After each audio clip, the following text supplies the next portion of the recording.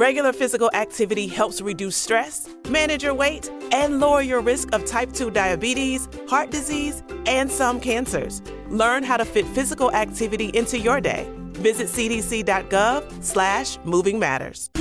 Number of texts coming in regarding the Eriksson Ek injury. Thought for how hard they played in the Four Nations was dangerous, and some of the best players in the league could have gotten hurt at a key time of the year. I enjoyed the high level of play, but at the same time, the guys were risking getting hurt before the last stretch of the season. Yeah, it's a subject we've explored in depth on this program, including with our 4:30 guest last week, Russo, as well. I don't know if there was anything that happened to Eriksson Ek during the tournament that got aggravated in practice. I don't think that's been reported yet. Is it logical to wonder? Yeah, I mean that's the other side of the how well reviewed this event was. And it's why I didn't really think it was realistic for it to continue on a yearly basis, a non-Olympic year basis, because I think ultimately there is just too much to lose. Now, if you can find, can you thread the needle and find some middle ground there? I'm not sure. I don't know. I think they're going to try to do it every other year for the Olympics. Part of what Garen talked about was maybe this isn't the time of year at all to do it. And that's what a lot of people said. It's too late into the season to do it. Are there other times when you could get it done then there'd be at least less fear about those injuries? So we'll have to see.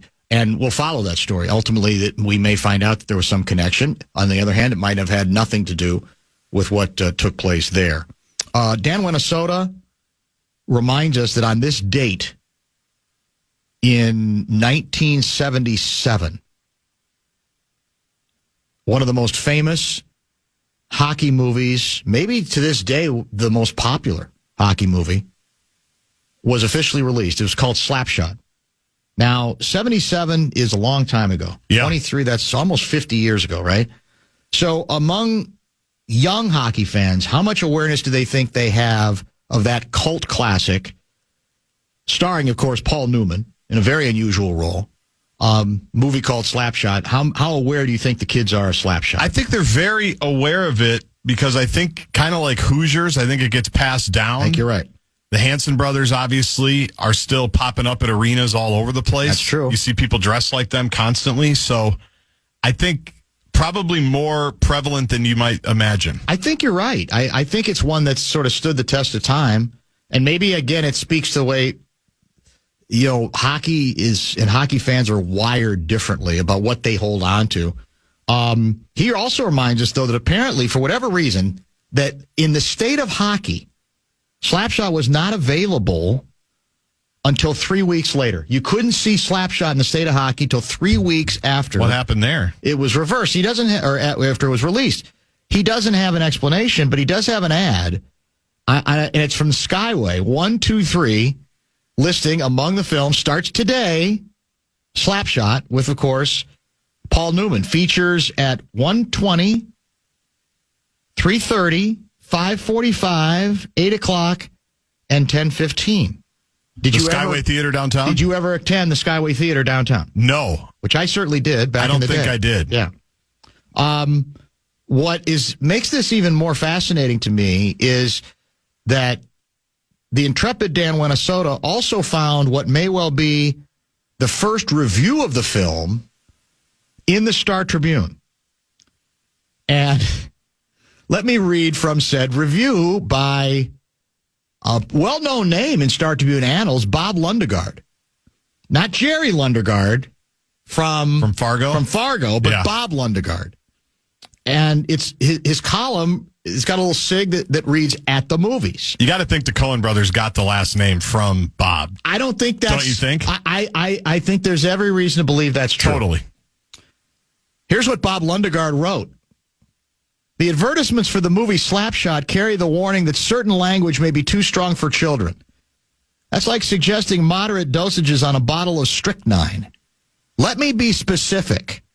The language in Slapshot not only may be, it is too strong, and not only for children, but for adults. The language is the filthiest I've ever heard. Wow. If the movie is ever shown on television, it'll have to be dubbed.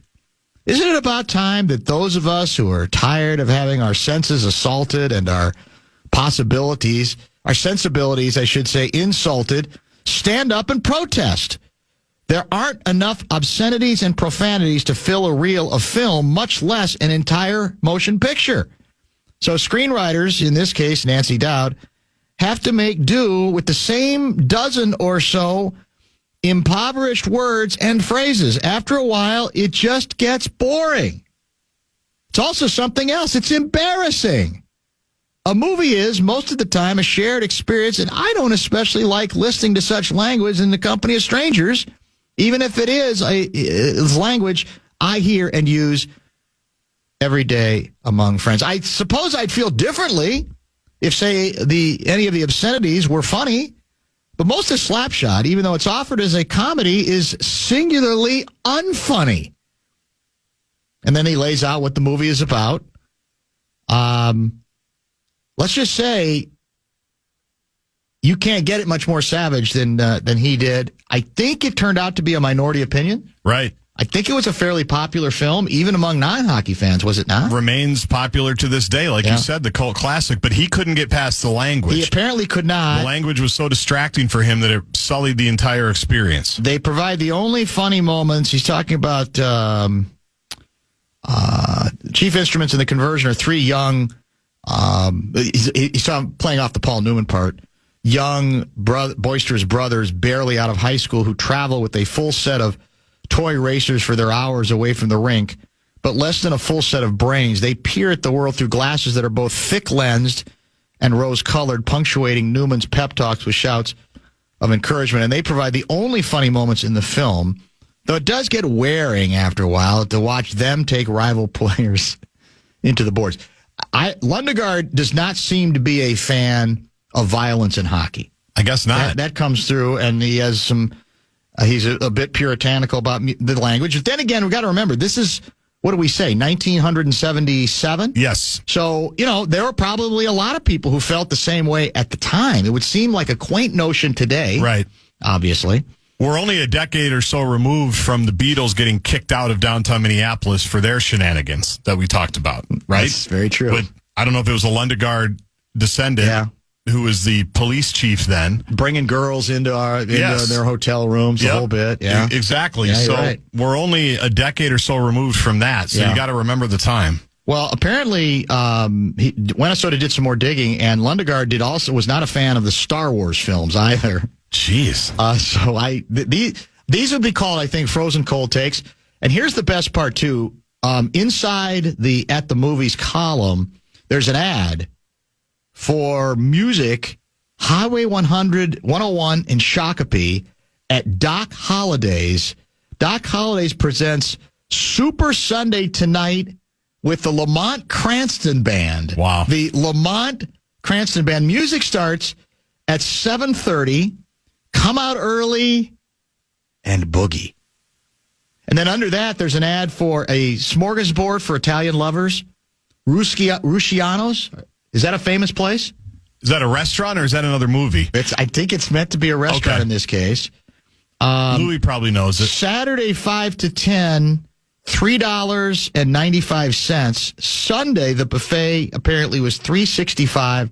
Chicken cacciatore, veal parmesan, lasagna. What a time. Calzone, eggplant parmesan, chicken tetrazzini, green noodles forno, ensalada, rice risotto, liver pate, pizza, homemade Italian sausage, cheese, olives, peppers, fresh fruit as well. That's all in the buffet? What says always at least 6 entrees. So I don't know if they have all of that in every buffet, but they're claiming that at least 6 of them would be there. $3.95 on Saturdays, $3.65 on Sundays, and $1.95 for children under 12 both days. 328 South 3rd Street, downtown Minneapolis. So there you have it. It's quite a time capsule. Simpler times. That's for sure. I wonder, do you remember, was the delay getting it here? Didn't movies start on the coast back in the day? I mean, wasn't that? Yeah, 100%. So yes, that's probably the delay, right? They started in New York and L.A., and then like everything, it moves towards the middle of the country. Took a while, I guess, back in the day. So I would imagine that's probably why there was the delay, 3 weeks. You had to get it here. So now, what's the distance time-wise, that kind of distance? How much time elapses between a motion picture hitting the movie theaters and that same motion picture hitting one of or several streaming devices on your phone or on your TV or on your iPad? Not very long. Is it a day? Is it a week? It's a good question. It probably depends on the movie. Okay. And how desperate people are to see it. But you can also buy it a lot of times right away. Yeah. I guess it depends on the movie. I don't know if there's uniform bits. Well, we've all written stuff that we look back and go, God, how did I just want to know what movies he liked. Apparently he was more of an artsy-fartsy kind of a movie guy. Okay. And that's the last description anybody would associate with Slapshot. Yeah. Yeah, I hope he wasn't around to review like Tommy Boy or Billy Madison. It wouldn't have been, I think it would have been ugly for sure. Yeah, no doubt about that. Kind of where things turned. I was at the Skyway something or other in downtown Minneapolis, but I don't think they were showing movies at that place. No, there were some other options. Yeah. In that location, right next door, as I recall it. I don't know if they still exist, but they certainly did very much back in the day. My only real Skyway movie theater association that I still think about because it's just when things hit you in your life and the things that you pick up. I don't know if I was 10 or 11 years old, but remember they had the shooting outside the Skyway Theater? Yes, they did. I think when Boys in the Hood came out. That's true. That movie. You're right. And I just remember reading about that, and it's the Skyway Theater, and it's downtown, and it was scary, and it was like a big deal, right? I mean, yes, it right was. there in the theater. Right. So I still think about that to this day when I'm in that area. Just how many years ago was that? That's true. 30-ish? But it's just, I just remember that so vividly that was the Skyway Theater. Yeah, you're right. But I never went to a movie there. Now a quaint notion given over the years since the number of shootings that we've had. You see them every day. That we've almost come to rather expect. Schwab Trading is now powered by Ameritrade to give you a new, elevated trading experience tailor-made for trader minds. Go deeper with Thinkorswim, the powerful award-winning trading platforms now at Schwab. Unlock support from the trade desk, our team of passionate traders who live and breathe trading like you do. And sharpen your skills with an expanding library of online education crafted just for traders. All designed to help you trade brilliantly. Learn more at schwab.com/trading. Lou Nanne coming up in about 10 minutes. Michael Grady, TV voice of the Minnesota Timberwolves, will join, I'm assuming also from Los Angeles. Although with him, you never know. You're hearing him more and more on ESPN games. It's true. So he could be somewhere else in between. Wolves headed straight to L.A. For their next game on this road trip, which is, I believe, Thursday night. Grady will give us his bird's eye view of what he observed last night in a rather historic Wolves comeback against Oklahoma City. CJ in Minneapolis writes, the last movie I saw at the Skyway was Steve Martin's modern remake of Cyrano de Bergerac called Roxanne. Great vibes in there, and it's pretty cool in its new iteration as a music venue. Right. I wondered what it was because I know the facade is still there. Yeah. But I haven't been that way in a long time. Yeah, Roxanne, a very underrated whimsical comedy from back in the day, starring Steve Martin, and I believe Daryl Hannah is the love interest of note. Correct. In that motion picture. 1987. Very well done film.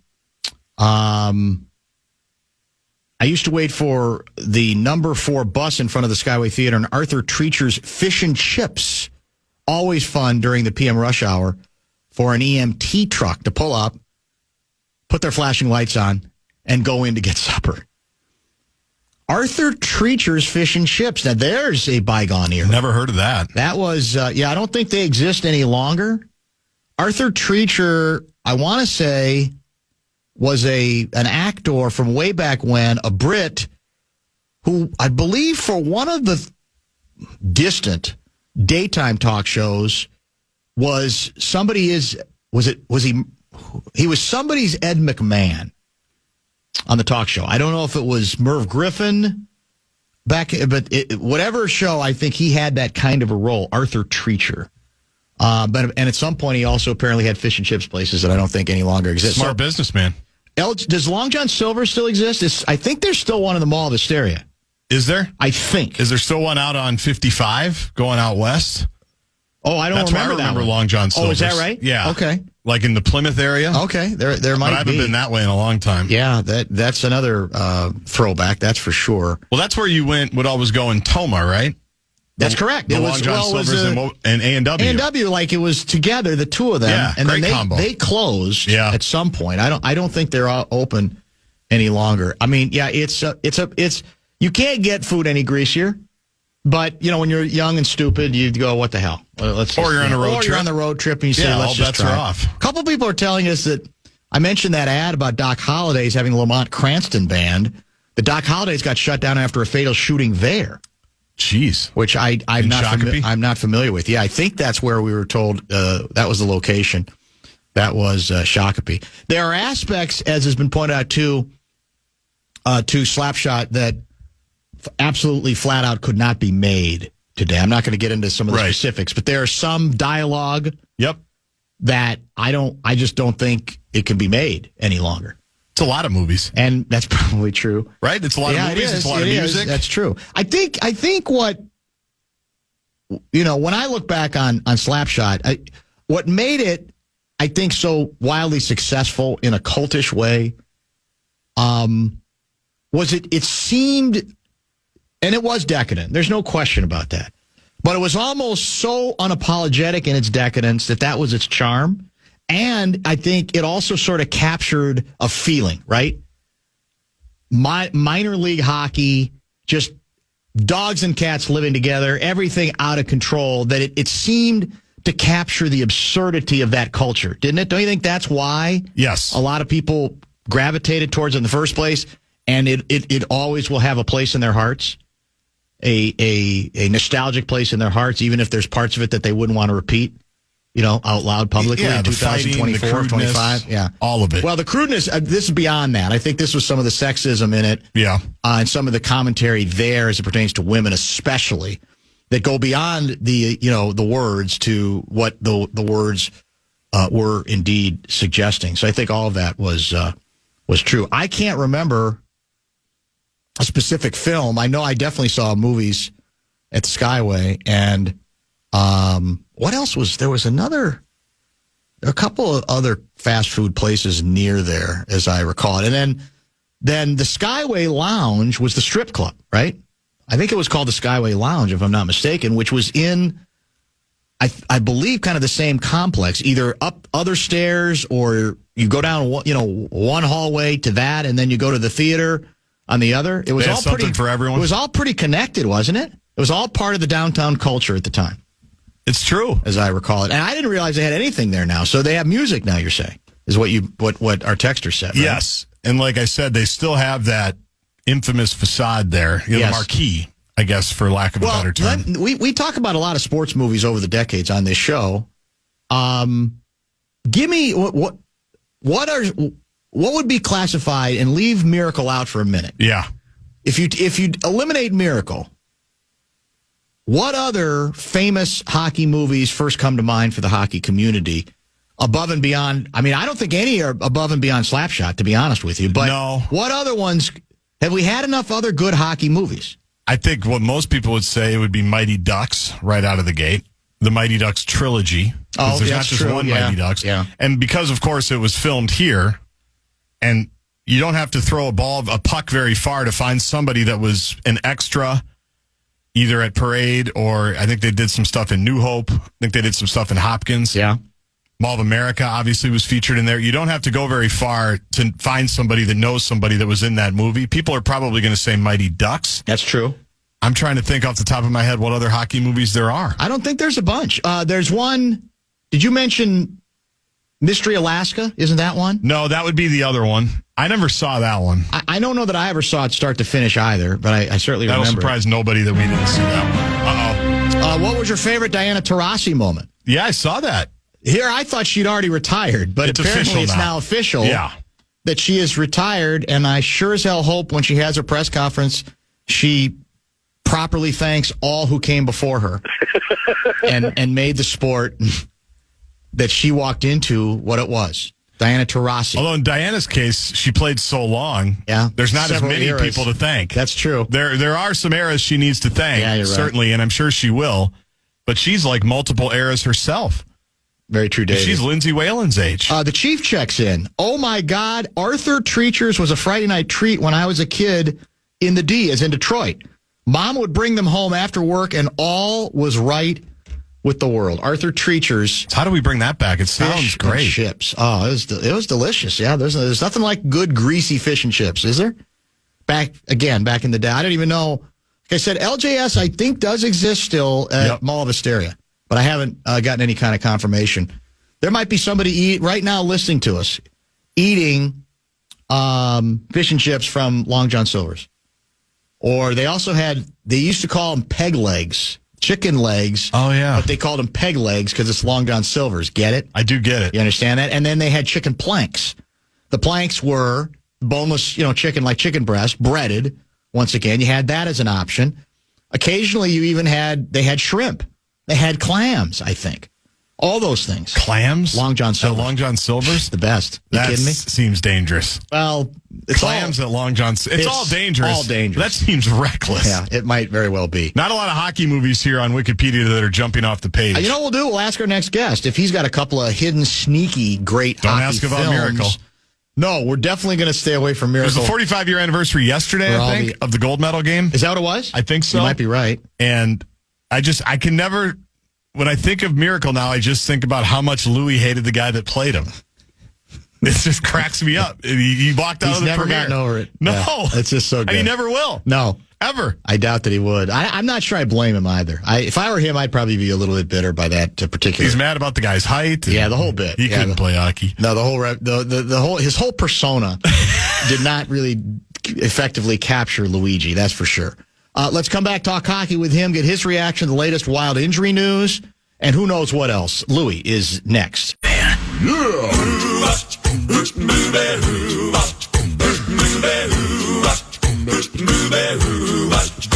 Well, she sneaks around the world from India to Carolina. She's a sticky-fingered filcher from Berlin down to Belize.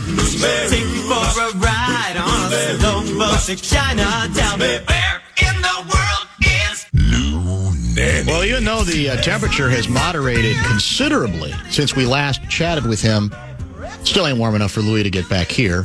He joins us via the Connecticut Water Systems Hotline, brought to you by Kemp's. Are you in Florida or West Coast or where?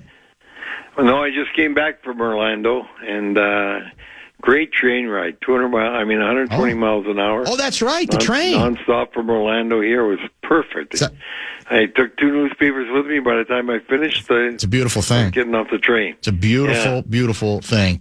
By the way, we were mentioning earlier that on this date in 1977, a motion picture named Slapshot was released. It's become, of course, as you know, a cult classic among hockey fans, even the youngsters who I think have been told of it. Paul Newman starred in it. Do you remember that film? You remember what you thought of it when it came out, and did you enjoy it? I enjoyed it. I thought it was really funny, but the real people don't realize this. This movie was basically built around Glenn Sonmore's father-in-law. Oh. It was Johnny Mitchell, who was the general manager of Youngstown, and he was a little guy like in that movie. Right. Really small and a very vociferous guy. And that league at that time, they had them. Clinton was in the league, and Ren Blair, our general manager, got into owning part of the team. And the reason why he did that, because every time our equipment was old, he just sent it there. He wouldn't have to buy equipment for the team. That was the Clinton Comets. And the Carlson brothers were basically featured. They were called the Hanson brothers. Right. But 2 were Carlson brothers, and the other one was Dave Hanson, because Jack was playing for me at the time. That's right. When that later, and so the brothers and even the guys, a couple that played with the Saints after, the Fighting Saints, a couple of tough guys, were in that league.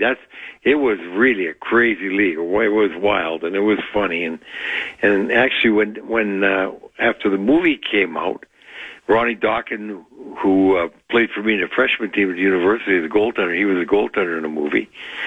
And they had Paul Newman come to Brainerd because he raced cars. Right. That's right. And I was the, what do you call it, the pace car driver. Well, I saw the way these guys were going around the track, and so I'll ride in a pace car rather.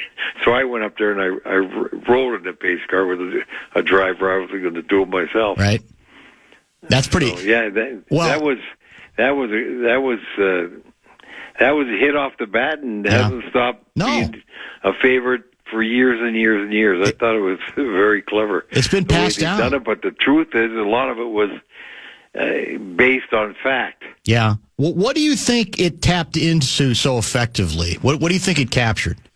I think the fact that it almost like there were no rules in that hockey. Right. I mean, the thing they got away with now, you wouldn't be getting 2 in 10 games if you get 1 year, 2 years off. That's true. It was just nuts. Yeah. Can you imagine that stuff happening, say around 82, 83, 84, when, for instance, the Attorney General in Toronto was prosecuting players. Like he tried it with the Philadelphia Flyers, a couple of the guys for the bench clearing brawl in the penalty box. He tried it with Cicerelli for Luke Richardson with the stick. Can you imagine what he would have done in that if he was in that area? Can't even imagine. We were talking about hockey movies. If you leave aside Slapshot and you leave aside Miracle, what's your other? Is there another favorite hockey movie for you? We were talking about aren't as many of them as there are with other sports. What stands out to you that we're forgetting? Well, one of them is Mystery at Alaska. And the reason why it stands out, two reasons. The screenplay was actually written by Karen Howard Baldwin's wife, Karen Baldwin. Oh, Karen Baldwin wrote that? I didn't realize that. Yeah, she wrote that, and in there was Phil Esposito, and Phil did a good job. It was somewhat humorous. It was a good movie. It was funny, and I liked that one. There was one a young guy, small young guy. I think his name was Robin. I forget the actor's name, but it took place in Italy. Young at Heart, or Young. It had something about Young, I think, in the title. Youngblood? But, Youngblood. Might have been Youngblood. Yeah, a number of people have mentioned that one on the text line. Hey. Youngblood. And, the funny part about it, Phil enjoyed himself, doing that movie. And when they did The Sopranos, Phil called, what's that guy, the director, Dave, the guy that starts with a C, the guy that, was his idea of the movie. Phil called him. He wanted to be in The Sopranos. And if you ever stop and think about it, look how much Esposito looks like Sylvester Stallone. And how he is. Right. Yeah. He would have fit. He would have fit that movie perfectly. You're right. Somebody's telling us that Bruce Boudreau was in the movie as an extra skater. Is that true? Yeah. Okay. Yep. Mm-hmm. Yeah. It's good. We were saying earlier, it's funny how some films stay with, fans. And again, Slapshot, we're talking almost 50 years ago now. But it seems like it's one that even the kids know about because it's sort of been passed down. And I think in large measure because it seems to capture sort of the soft underbelly of the sport at that level to such a great degree, in all of its decadence that when it does it that effectively, I think people feel like, well, there's an authenticity to it, Well, what it's a lot like is Bull Durham in the baseball movie. Right, sure. It's the same type of feel. idea, and Bull Durham was probably done because of Slapshot. That's true. And just take the minor league in baseball the same way. All right, let's get to the unfortunate latest wild injury news. Eriksson Ek is now listed as week-to-week lower body injury. This apparently took place. He was hurt in practice on Monday. He's been put on injury reserve. They're calling it a lower body injury. Where does it end, Louis, in all seriousness? Well, I got to tell you, I wish you were right in that, but Russo called me today, and he thinks it's going to be a lot longer than week to week. Right. He thinks it could be, for a long, long time. And where does it end is correct, because I can't believe what they're going through this year. And it's not just the injuries. It's who is getting injured. Exactly. You know, this is incredible that all your best players are the ones that seemingly get hurt all the time. It's crazy, is right. And, you know, they came back and won a big game in Detroit. Yes, they did. And they got them again tonight. And when you look at them and see how they're rebounded and even being shorthanded to come back like that, it gives you hope that some way, somehow, they're still going to be able to persevere and get to the playoffs. And should they get there, hopefully, Kaprizov's going to be ready. I think he'd be ready. Maybe when they start finagling it, when they see where they are in the standings and what their chances are, they'll do what Tampa did with Kucherov years ago and set him out right till the playoffs. Basically built up all that cap space, right. Helped out the lineup, and then they get in there and Kucherov was a star in the playoffs. And hopefully that's the same thing that happens to Kaprizov and as well Eriksson Ek. Are you suspicious at all about the timing? I mean, obviously there was great, we all talked about it, all celebrated it. There was no halfway measures in terms of effort at the four nations. And I don't think we have any indication yet that this injury might have originated there and then got aggravated in practice. But that's what everybody's going to wonder, I think, naturally, Louis, because the number of players that are out, after that very physical event. What do you think? Well, remember what I said the week before. I said, I love to see it, but what's bothering me is there's going to be guys hurt or severely, maybe out for the year. It always happens when you play that kind of hockey with that kind of intensity and speed and contact. And I just heard today that Matthew Tkachuk could be out for the year. Is that right? Yeah, that his groin's bad enough it might be completely blown out and might be out for the year. And Sean Theodore, that went into the glass, it looked to me like he had his hand up against the glass, and if it was bent back, and if that breaks the navicular bone, which is the bone between your thumb and your second finger there, it's the worst blood supply to a bone in your body, and that'll take him 12 weeks. I know because I had it. It's 12 weeks in a cast. So we don't know about the others. I know McAvoy's got an infection from the needle in his shoulder, so how long that lasts, he's going to be out for some time for the Bruins. So it's amazing how many guys are out, and when they go out, you know right away it's going to be a star player because those are the guys who make the team. Exactly. You got the best players from each of the countries, so if somebody gets hurt, he's a quality player. It's a big loss. Yeah, and I think it's why I don't think there's any way you can do this tournament the way it was set up at this time of year every year, right? I just don't think that's practical. I don't think it's practical. It's a tremendous, entertaining event that replaces the All-Star game, and you can see why it's so much better. But when you look at the cost, and it's going to happen every year, because you can't play that kind of intensity, talent, speed, and contact without somebody getting hurt somewhere, and how costly it is to the team that loses the player. And, this is the first time they've done it. Like I said, it was always done in September before. This tournament used to be the Canada Cup, then it was the World Cup. Now it's the Four Nations.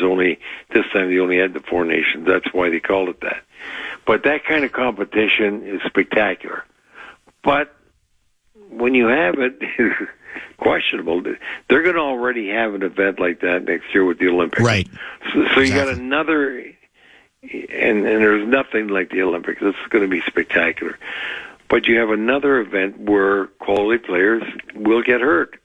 And it's a big loss. And if you own the team or you're fans of the team, to lose a star player, you're upset. Very much so. Not be upset. Yeah. Yeah, I mean, in the short run for your game, it was a public relations, bonanza. You can't get any better in terms of reaction. Non-hockey people all extolling the virtues of this thing, the way it grew in such a short period of time. I'm sure above and beyond any hope that even the most optimistic of hockey officials thought it could be, right? It was a smashing success. But the smashing part is what you have to concern yourself with, practically speaking, once you get past the adrenaline rush. Yeah, and what happens in a case like that? The teams that are in areas that don't have anybody hurt, they love the event. They want it again next year because they don't feel any loss. Mm-hmm. And so they're all gung-ho for it. But the teams that lose a star player, and especially if they're, a team that could win the championship, and lose the opportunity to go the whole way, they got to be, first of all, the fans got to be upset because, in effect, they get cheated out of how far that team could go or what it could do. Secondly, the owner's got so much money tied into it, and he can't be happy about it. Overall, you're happy for the event. You're happy for hockey. It's wonderful. I don't mind seeing it because it's not affecting me. Sure, right. And it's wonderful hockey. You're not going to see any better hockey than that. But the timing is really critical. Well, and it does set the tone for the Olympics, as you said. To have this tournament and all the subplots that developed, especially between the U.S. and Canada, that just adds, I think, to the anticipation going into the Olympics, an event that always has great anticipation anyway. Yeah, and going into the Olympics, there's no fight because you get to fight out of that game and the next game. So right away, you're not going to have any fight. It's going to be everything else that you saw from the best teams in the world on a bigger basis because there'll be more teams in that. What are they going to have? At least eight, of two divisions. And so you're going to have the countries with their best players, and you're going to have wonderful hockey for almost 3 weeks. And the only thing you always worry about that is the letdown after coming home from an event like that and how it's going to affect the rest of the year for the NHL. Because, and I don't mean the players are going to let down, the fans might get a letdown because if you're in an area where your team's not very good and you're getting some bad hockey at that time, then you just turn it down. You just close it out for a while. You say, hey, I can't watch this after what I just saw. 100%. We're chatting with Lou Nanne, brought to you by Kemp's. I want to talk a little bit more about the Kaprizov situation. Friday, we had Garen on to discuss largely the tournament, and then also we eventually talked Wild, and he volunteered at that point. I thought it was interesting. He volunteered that, the original timetable we had on Kaprizov does not apply. He's going to be out longer. And I sensed he's doing that very deliberately, almost to sort of set the tone for people not to be surprised if it goes longer. But I think the concern, Louis, is that when he throws that out there, maybe it's also a sign that there's real concern that we're just not going to see him the rest of the season. What do you think about that? What do you know, and what does your gut tell you? My gut tells me it could be right up to the playoffs. And that's what I was very concerned about before. And what bothers me at that time is now he's going to go into free agency, and he's leaving at a time. Look, he's still leading the team in scoring. He's been on 5 weeks or something, and I still hope there's some way there's a hold on him where he feels he really wants to be back here. He doesn't put the Wild in a position where now I'm going to play it out and see what happens. I was hoping that the way he was playing that. He was going to be excited about how the team was going, how he's going, and let's get a contract done. So my biggest concern right now is there going to be a strong enough bond after he's been out this long, and depending what the team does, to hold him and have him sign because they want to. They'll up that contract right away, and they'll go all the way. So the contract's not going to be a problem with the team. I just hope it's not a problem with him. What's your philosophy on bringing him back at all? That if indeed he can't be ready until the playoffs begin, that you can't get any games in ahead of time, is there any part of you that believes then the better course of action is to just shut him down? Not if he's physically ready to play. He'll want to play, and I'd want him to play. Mm-hmm. And as what I'm just talking about right now, he could make a difference in the playoffs, and that could make a difference as to how he feels about coming back with the Wild. So no, the sooner they can get him to play, but I mean without taking any, being cautious, without taking any risk. The sooner they can get him back in that situation, the better for everybody. Because obviously the Wild are going to be much better off, and the fans will be happy, and hopefully he's going to be happy. He wants to play. This guy will, he's like a horse that you're breaking. It's hard to hold back. He wants to go, and so I hopefully something happens like that where he gets the opportunity to come back and play. Because he will make a difference in the Wild in the playoffs. There's no question. Yeah, if he comes back where you're not bringing him back at like 62%, right? That's the issue. You don't bring him back. That you don't want to do. No. That I wouldn't want to. I wouldn't even want him to come back even at 80%. I'm with you. I agree. You got to think he can go full bore. Yeah.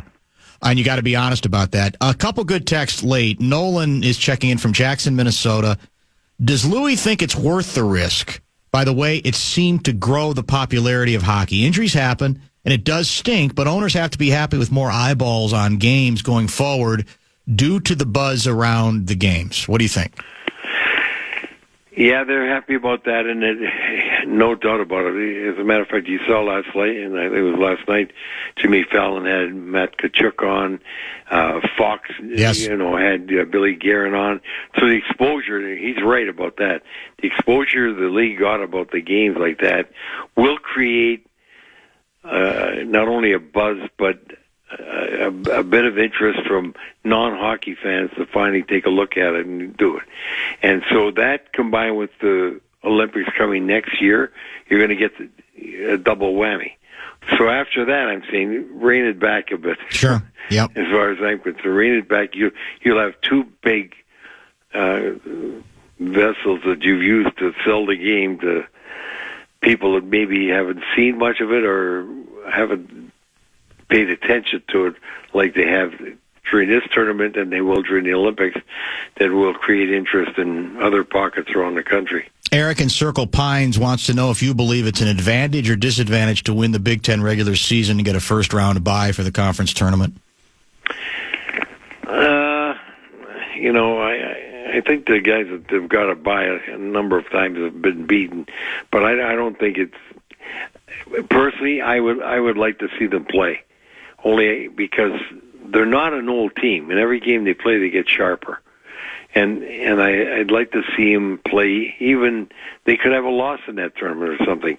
And if they had a loss, that means they weren't ready yet. So it's good that they got an opportunity to get sharper. So I'd like to see them play, but I always want to see them win the championship. So it's unfortunate if they get a bye and then lose a game, because they've been playing good hockey, but they're going to have to be real good to go where they want to go this year to win the title, because there are good teams out there we've seen, and they're going to get in a division that's going to be tough.